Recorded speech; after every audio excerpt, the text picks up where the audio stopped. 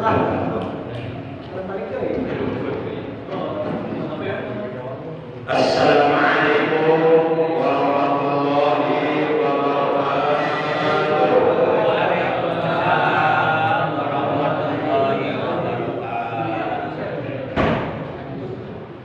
A'udzu billahi minasy syaithanir rajim. Bismillahirrahmanirrahim. Alhamdulillahi wa kafa. Wassalatu wassalamu ala sayyidina Muhammadil Mustafa wa ala alihi wa ashabihi ahli sidqi wal wafa, amma ba'd. Asyhadu an la ilaha illallah wa asyhadu anna Muhammadar Rasulullah. La haula wa la quwwata illa billahil aliyyil azim. Ma'asyiral muslimin, saudara sekalian, seiman, seagama, seakidah, segenap jamaah majlisul ilmi, jamaah pengajian rutin malam Senin pada maghrib, Masjid Al-Hidayah, Kampung Kitek, Jaya Mulia, Serang Bekasi, yang seluruhnya tanpa kecuali dan mohon maaf tanpa disebutkan satu persatu namanya, dengan sedikit pun tidak mengurangi rasa hormat al-kabir kepada para sesepuh, para asatidz, para tokoh agama, tokoh masyarakat, aparat pemerintahan desa setempat, bapak-bapak, para pemuda, jamaah sekalian yang dimuliakan oleh Allah, yang al-kabir hormati, rahimahullah wa adakullah wa rahimahullah.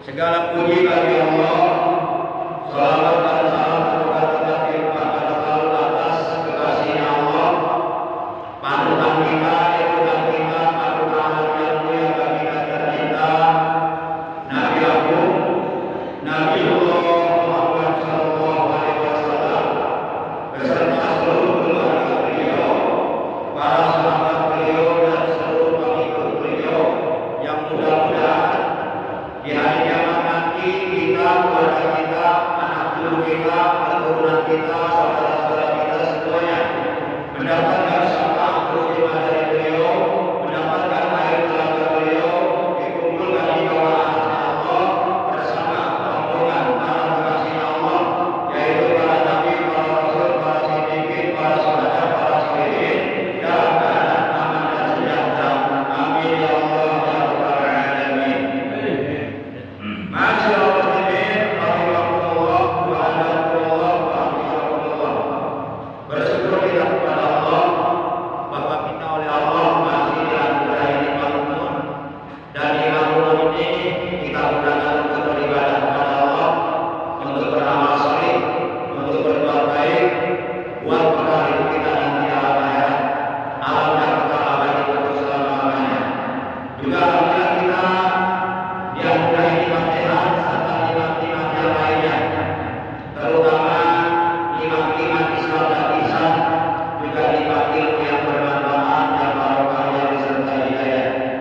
Sehingga alhamdulillah pada malam ini, malam Senin, memasuki malam tanggal 22 di bulan Dzulhijjah 1447 Hijriah, bertepatan dengan hari yang ke-7 di bulan Juni 2026.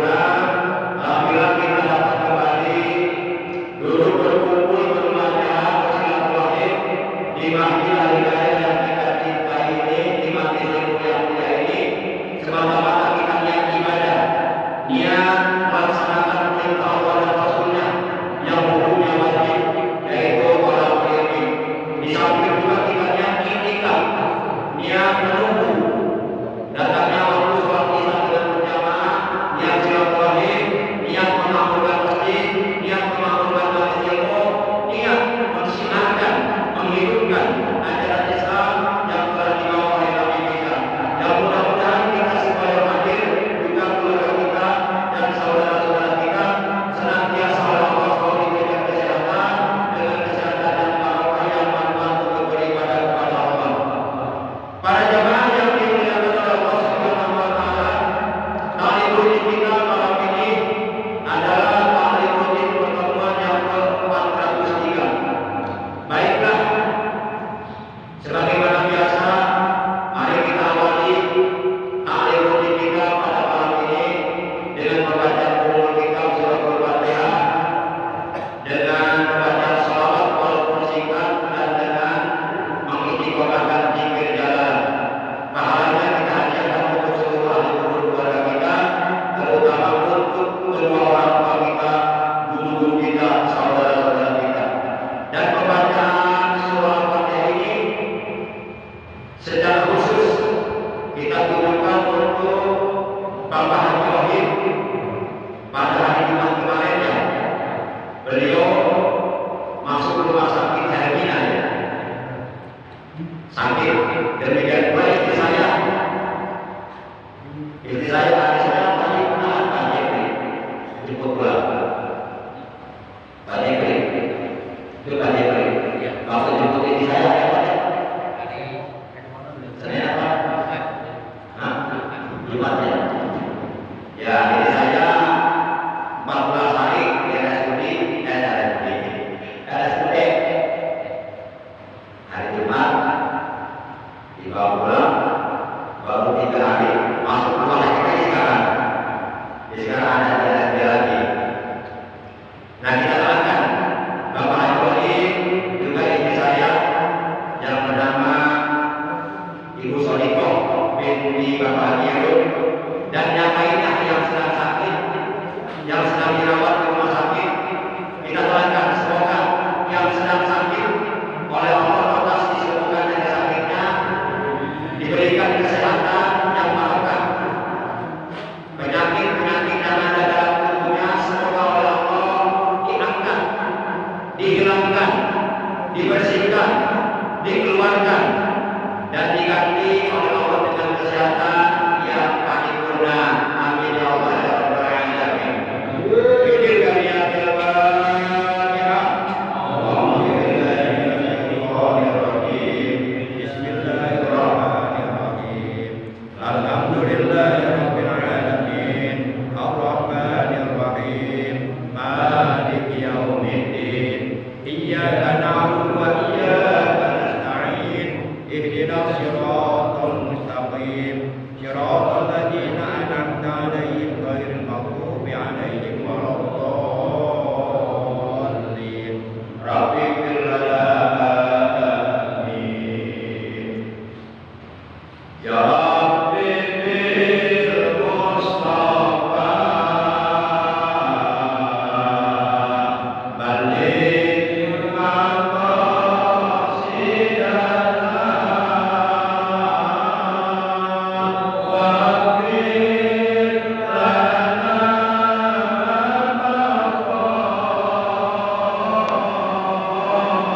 ya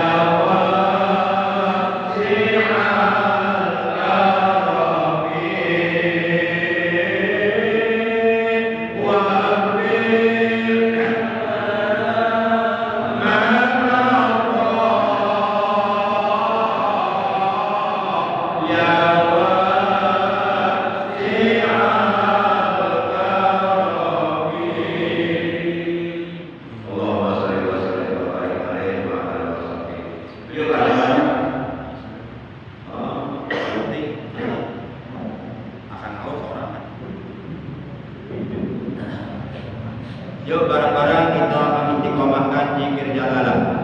Bismillahirrahmanirrahim. La ilaha illallah al-mawjudu fi kulli zaman. La ilaha illallah al-ma'budu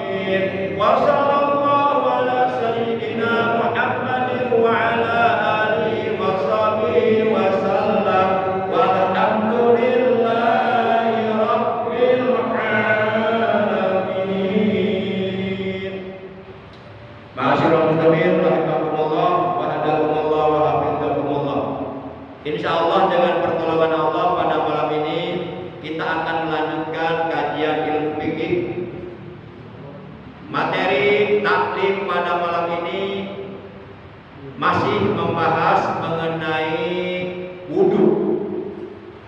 Pada pertemuan sebelumnya sempat dibahas bahwa setiap orang yang akan mengerjakan sholat, baik sholat fardu 5 waktu maupun sholat sunnah, maka diwajibkan baginya untuk menghilangkan hadas kecil juga hadas besar yang ada pada tubuhnya.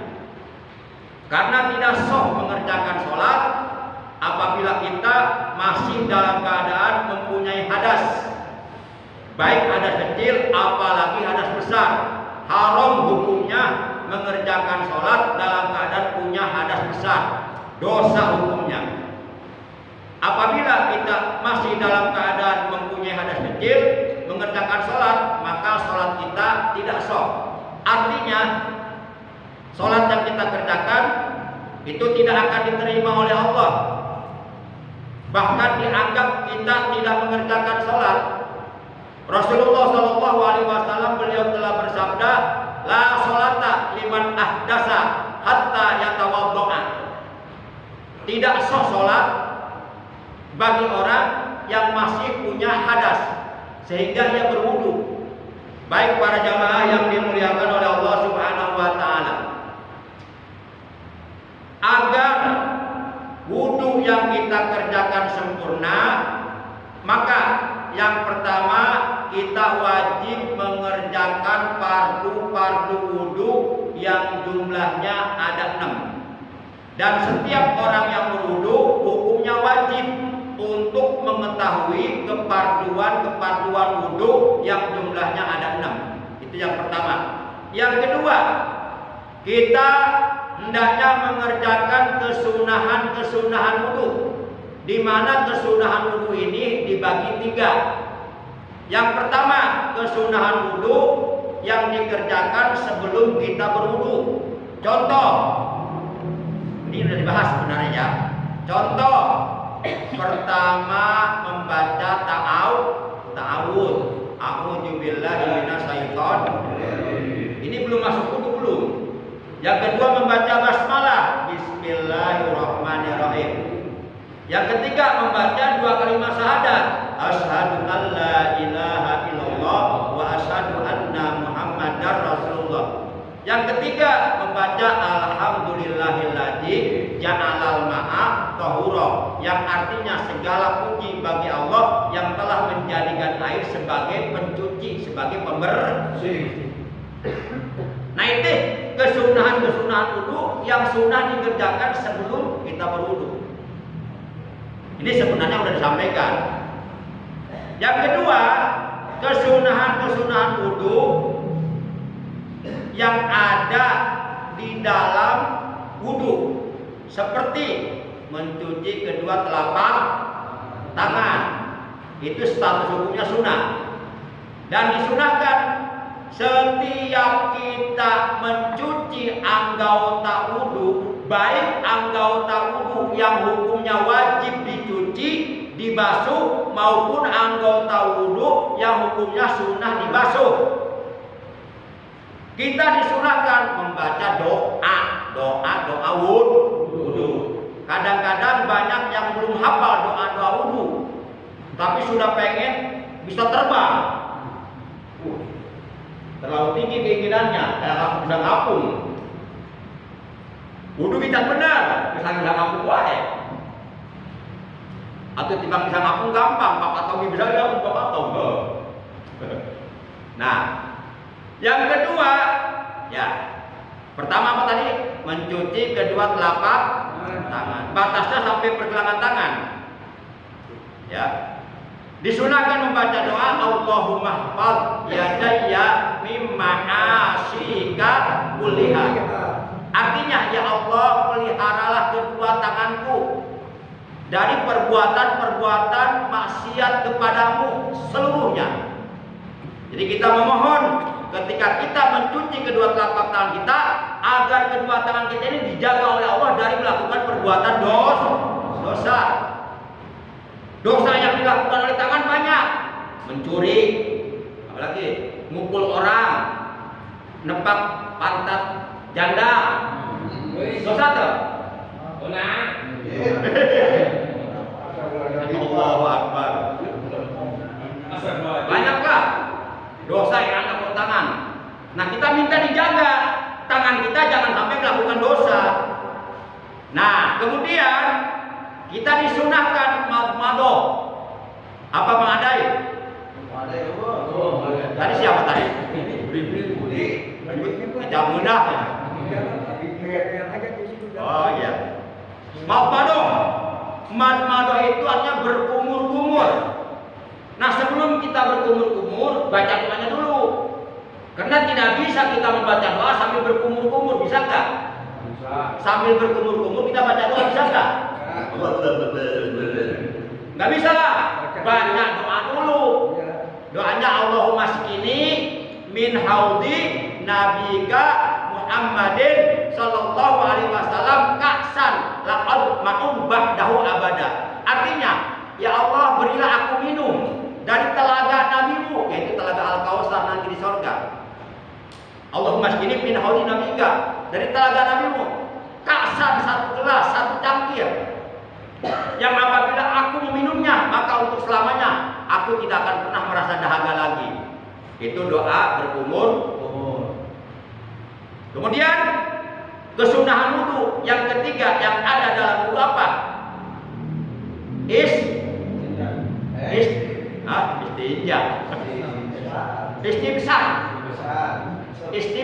Ada istimsak, ada istimsar. Istimsak itu menghirup air atau menghisap air ke dalam hidung. Itu disunahkan kita baca doa. Doanya Allahumma aghithni raihatal jannati wa anta anni radin. Apa artinya? Ya Allah, berilah aku agar aku dapat mencium baunya sorga. Karena menurut keterangan dalam radius jarak tempuh 500 tahun itu wanginya sorga udah kecium.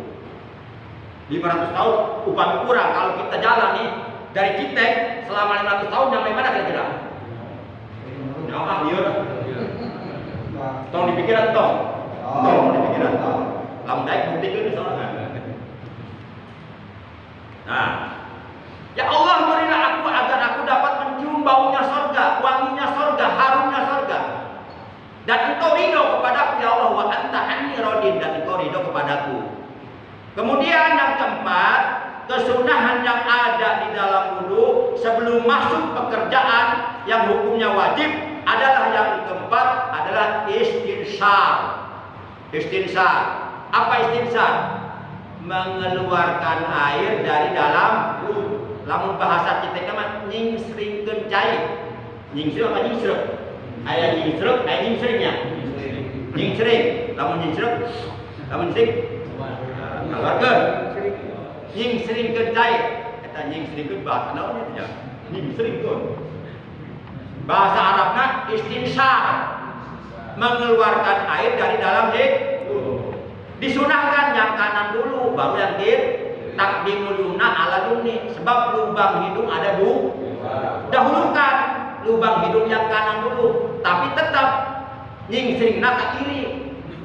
Ulah kamu jauh lah. Ke kiri.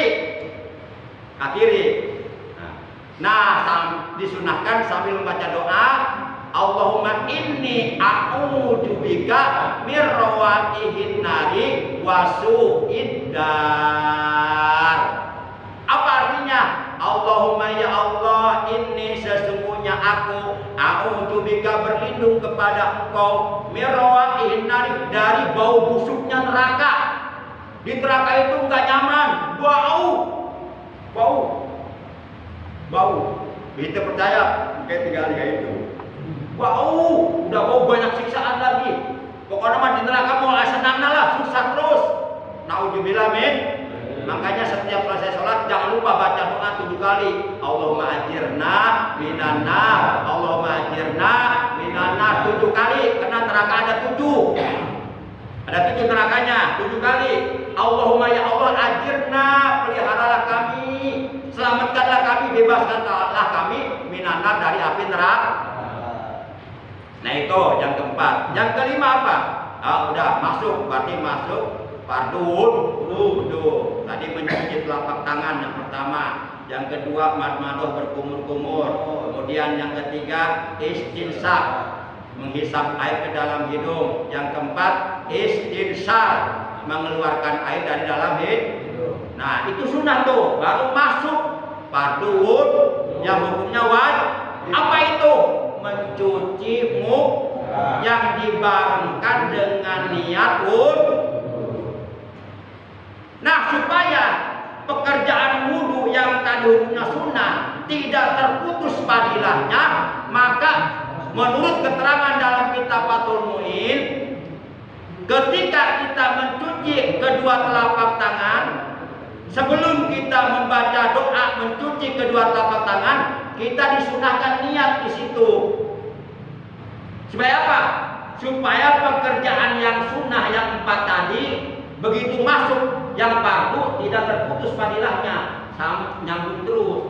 Maka ketika kita mencuci telapak tangan, sebelum membaca doa mencuci telapak tangan, kita niat di situ. Niatnya bagaimana? Nawaitu an af'ala sunnatal wudu lillahi ta'ala. Aku niat mengerjakan kesunahan wudu karena Allah Ta'ala. Karena mencuci telapak tangan sunnah, berkumur-kumur sunnah, menghisap air ke dalam hidung sunnah, mengeluarkan air dari dalam hidung sunnah. Nah, supaya ini pekerjaan sunnah tidak terputus manakala masuk pekerjaan yang wajib, yaitu mencuci muka, maka ketika mencuci kedua telapak tangan kita disunahkan niatnya nawaitu an af'ala sunnatal wudu lillahi ta'ala. Artinya aku niat mengerjakan kesunahan wudu. Mana kesunahan wudunya? Tadi mencuci telapak tangan, berkumur-kumur, menghisap air dari itu kesunahan wudu. Nah diawali dengan niat, innamal a'malu bin niat. Segala amal bergantung niat. Niatnya nawaitu an af'ala sunnatal wudu lillahi ta'ala. Artinya aku niat mengerjakan kesunahan wudu. Nah begitu masuk perkara yang wajib, yaitu mencuci muka. Nah di situ kita niat wudu. Cuma di sini status niatnya wajib, termasuk fardu wudu yang pertama. Kalau yang tadi itu niat mengerjakan kesunahan wudu, tujuannya supaya kesunahan wudu yang kita kerjakan tidak terputus manakala masuk yang wajib. Kira-kira saya pahami nggak kira-kira? Paham lah. Saya berusaha untuk bicara supaya orang itu paham. Nah, baru masuk fardu wudu yaitu mencuci muka dibarengkan dengan niat. Begitu keran dibuka, air mengalir, kedua telapak tangan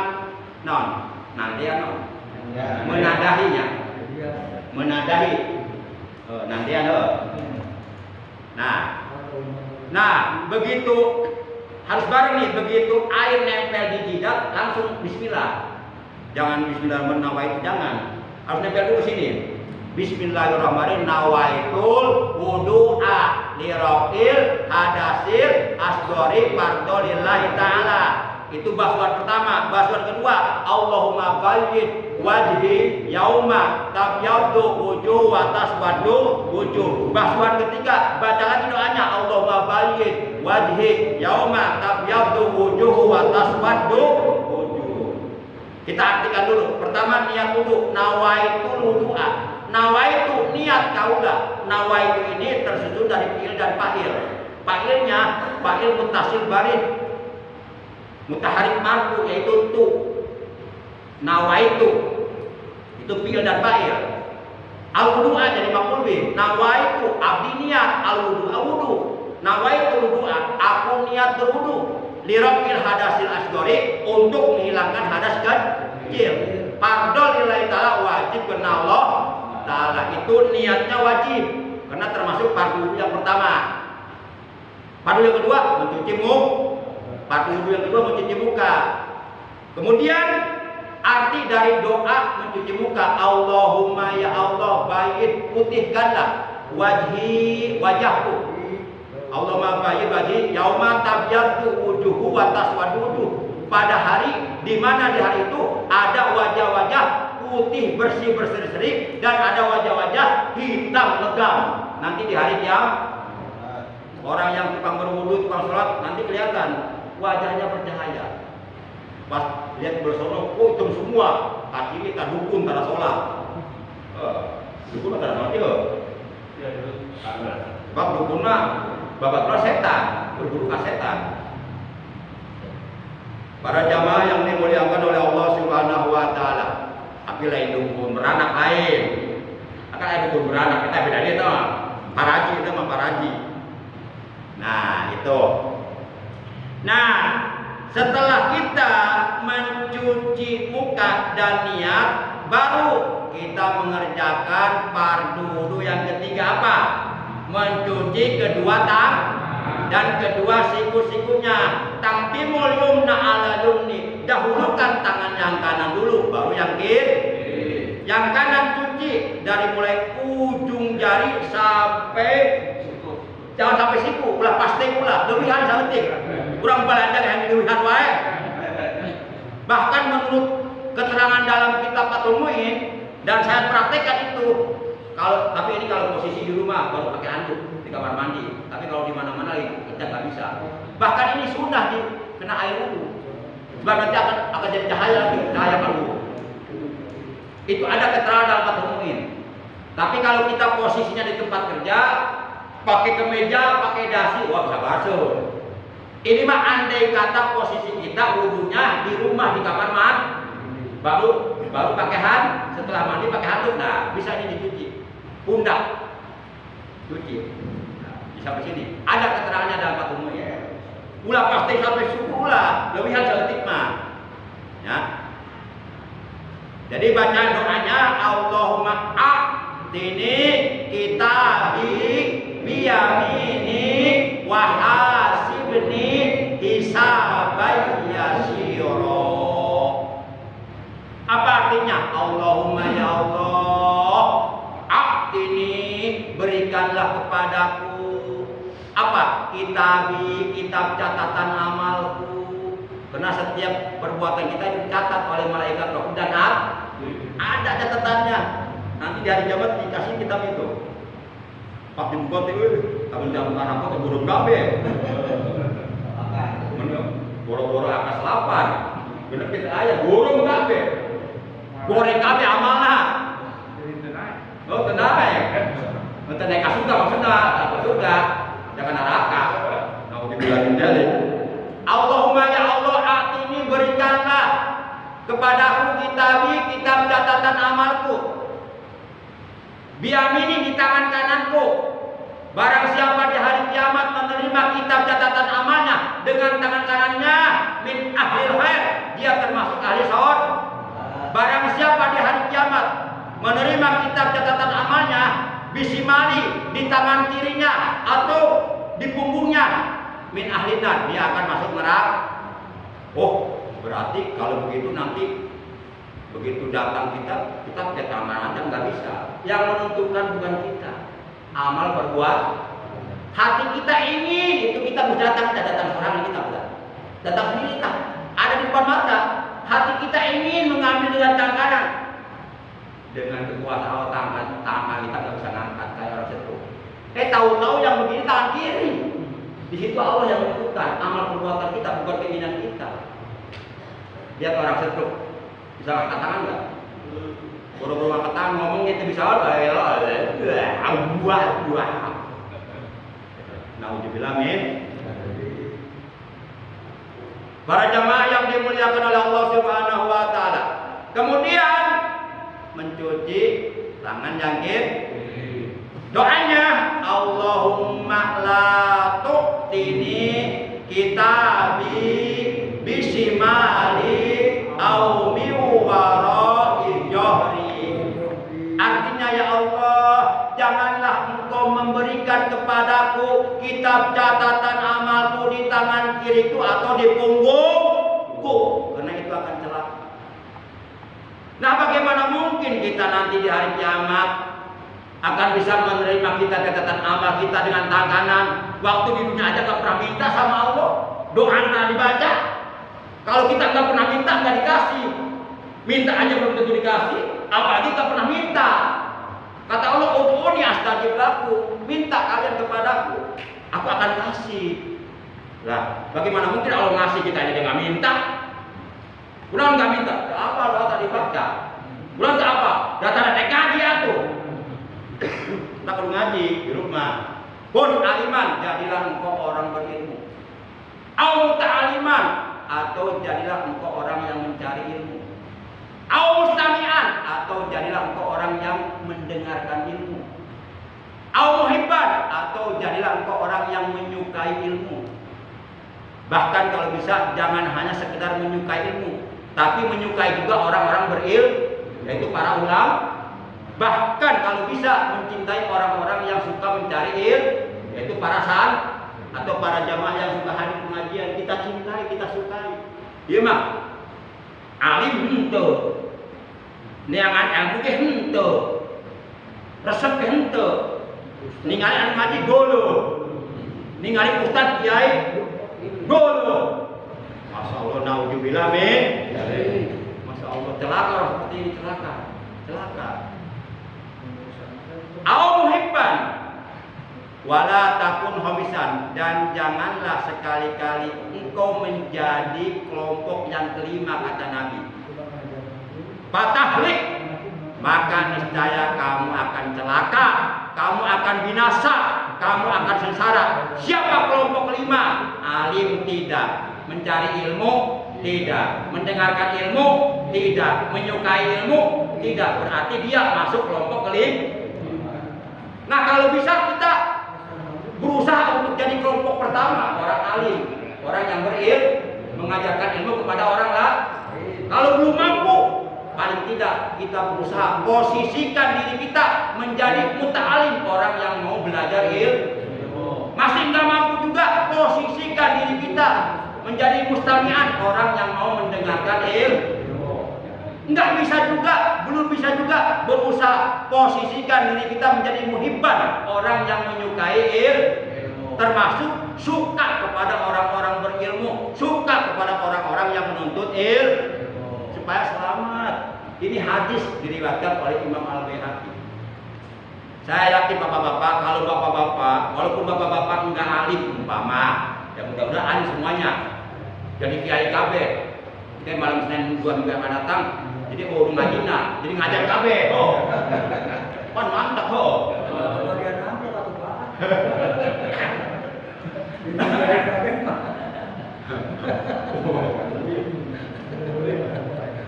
Bapak-bapak harus yakin, tanamkan keyakinan dalam hati, dan keyakinan ini jangan sampai pudar. Yakinkan dalam hati bahwa apabila kita istiqomah, hadir, duduk di pengajian, dijamin meninggal dunia husnul khotimah. Mana hadisnya? Hadis dari sahabat Nabi yang bernama Muawiyah. Hadisnya hadis sahih, diriwayatkan oleh Imam Bukhari dan Imam Muslim. Dalam hadis tersebut Rasulullah bersabda, "May yuridillahu bihi khairan yufaqihu fiddin." Barang siapa yang dikehendaki oleh Allah menjadi orang baik, orang baik itu insya Allah meninggal dunia husnul khotimah, karena perbuatannya baik sampai akhir hayat. Berarti kategori lain, barang siapa yang ingin dikehendaki oleh Allah meninggal dunia dalam keadaan husnul khotimah, yufaqihu fiddin, maka Allah akan menjadikan ia paham, ngerti dalam ilmu agama. Cuma permasalahannya bagaimana mungkin kita bisa paham ilmu agama kalau kita nggak mau belajar agama. Yang belajar agama aja, yang notabene pesantren puluhan tahun aja, belum tentu dikasih paham oleh Allah. Apalagi sama sekali tidak mencari ilmu. Masya Allah. Satu pesantren ada 1.200 santri, itu nggak mungkin jadi kiai semua. Paling jadi kiai beberapa orang, itu pilihan Allah. Oh, kalau mau jadi Tukang golok-golok. Padahal di belum pesantren. Bangunannya pesantren.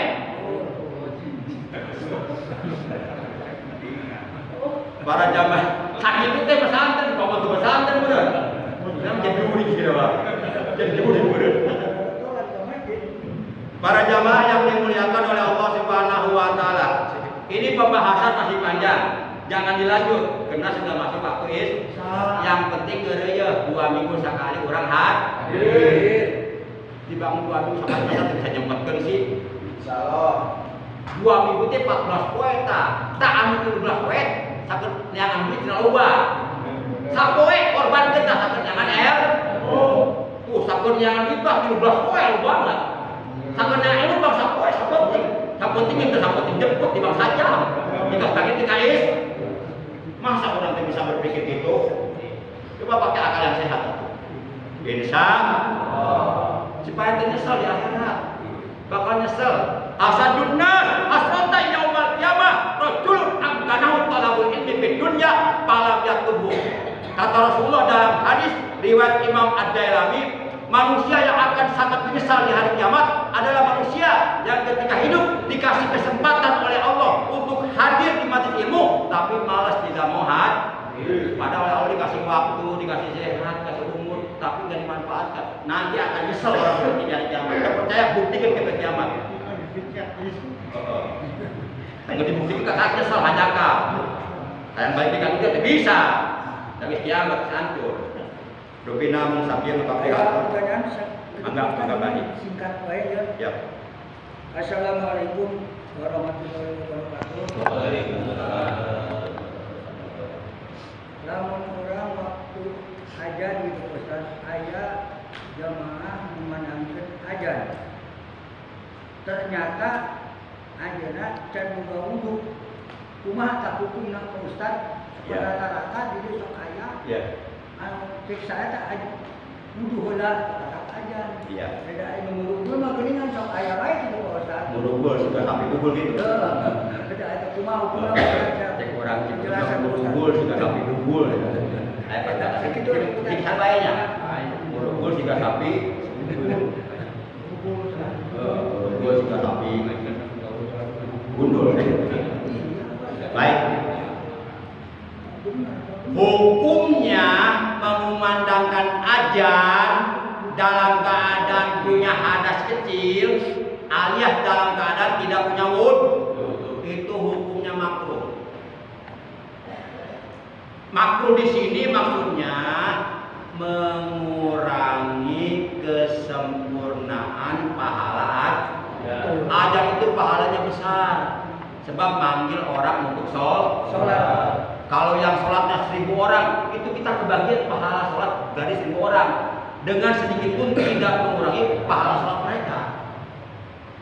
Ajan itu pahalanya besar. Tapi kalau ajan dikumandangkan oleh seseorang dalam keadaan punya hadas, alias tidak punya wudu, maka makruh dibenci oleh Allah.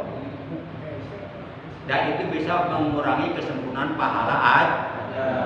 Artinya ajannya tidak kalau pengen ajan abdol punya wudhu. Jadi kita ajan enggak cukup suara bagus pakai langgam Madinah, tapi ada wudhu.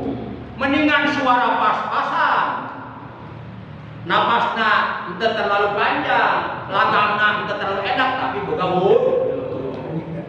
Ajan bukan melengking, udang lagu. Akhirnya kabablasan salah pohon. Ayo Rasulullah.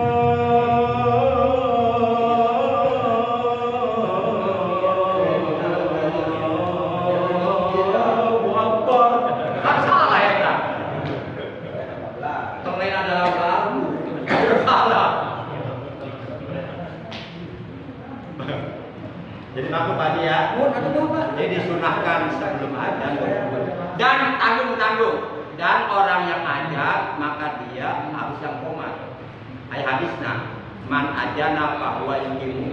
Barang siapa yang ajan maka dialah yang iqomah, yang qomat. Mula katakan anu ajan si A, anu qomat si B. Itu satu paket ya. Ajan dan qomat satu paket. Orangnya harus itu dulu. Kalau beda orang makruh lagi. Nah ini penting mengaji orang. Potong sedikit Pak. Orang membaca di sana. Dibaca pertama surat Al-Fatihah. Kalau orang baca orang misalnya kuliah Pak. Kedua kalinya baca misalnya kalau ini kemana mengingatnya? Kemenang lunak dulu lunak ada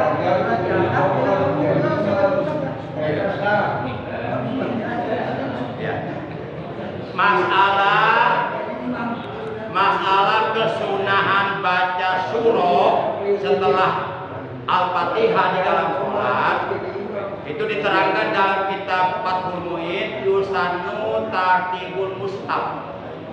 Disunahkan membaca surah setelah Fatihah di rakaat pertama dan kedua itu tartibul mushaf.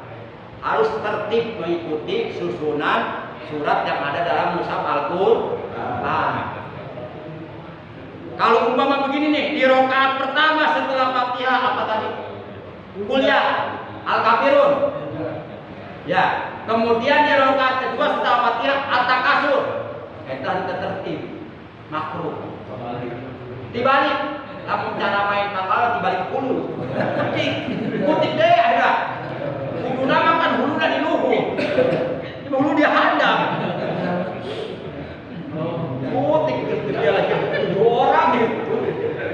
Di nol deh. Di kawan tanggal kagak ya. Makruh. Seharusnya di rakaat pertama setelah Al-Fatihah At-Takasur. Nanti di rakaat kedua setelah Fatihah Al-Kafirun itu baru tartibul mushaf. Kadang-kadang ayat rakaat pertama setelah Fatihah Inna Anjalnahu. Rakaat kedua setelah Fatihah Alam Nasr aja dibalik. Nah Alam Nasr heula di rakaat pertama. Kakarek Inna Anjalnahu rakaat kedua. Nah kita harus hafal susunan surat dalam Al-Qur'an. Ini surat keberapa? Dan hitung ge 82 heula kata Al-Fatihah. Masa 80 kakak 82 eta dibalik pun dewa eta ya jelas Pak ya. Semuanya diterangkan dalam kitab ada pandang. Assalamualaikum. Waalaikumsalam. Kalau buat enggak dilancain. Betul maksudnya. Maka. Kalau tadi kemarin bahas tentang bab fikih masalah wudu. Nah, biasanya di wudu ada Pak Ustaz dulu dibaca kabehnya doa-doa. Lamun geus aja masuk di tomat antara kudu bisa apa teh eta kabaca kadang-kadang aya buru-buru Ustaz geus jamaah.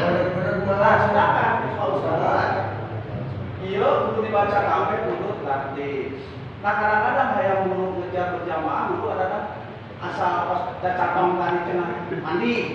Pucak langsung. Nah, kamu mau hukumna dan Ustaz kamu dibaca tentang pembacaan iya dulu. Kan tadi oke sudah dijelaskan sama aku teh. Jadi status hukum membaca doa wudu itu sunah. Jadi walaupun kasarnya seandainya enggak dibaca ya tidak berdosa dan tidak mempengaruhi terhadap sahnya wudu. Itu sunnah hanya keabdolan saja. Nah, iya kalau solusinya kalau pengen terbaca doa wudunya, maka wudunya jangan sudah komat atuh. Perkandakan Diimah wuduna diimah. Wuduna diimah gimana? Misalnya zuhur jam 12, tah jam 11.30 menit teh diimah teh geus mandi geus wudu. Gitu. Ieu kumaha arek kaburu maca doana tuh. Geus lomba kakar wudu. Geus kitu buka anak gede mandi dulu heula deh. Atuh. Nah kita yang punya waktu kita yang ngatur. Kita harus bisa ngatur waktu, jangan waktu ngatur kita yang ngatur waktu. Itu kita solusi Pak Endang ya.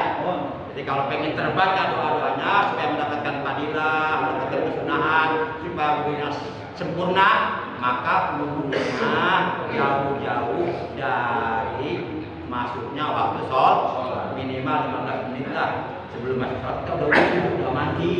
Barang siapa berwudu sebelum masuk waktu sholat, maka orang tersebut kelak di hari kiamat akan dibangkitkan oleh Allah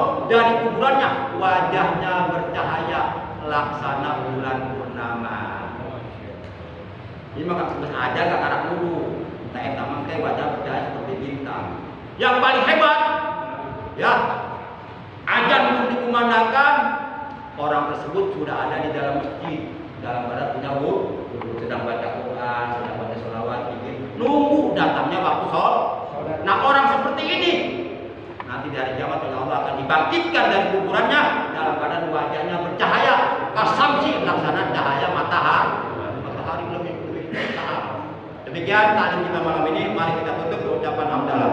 Alhamdulillahirabbil alamin. Subhanakallahumma wa bihamdika asyhadu an la ilaha illa anta wahdaka la syarika lak.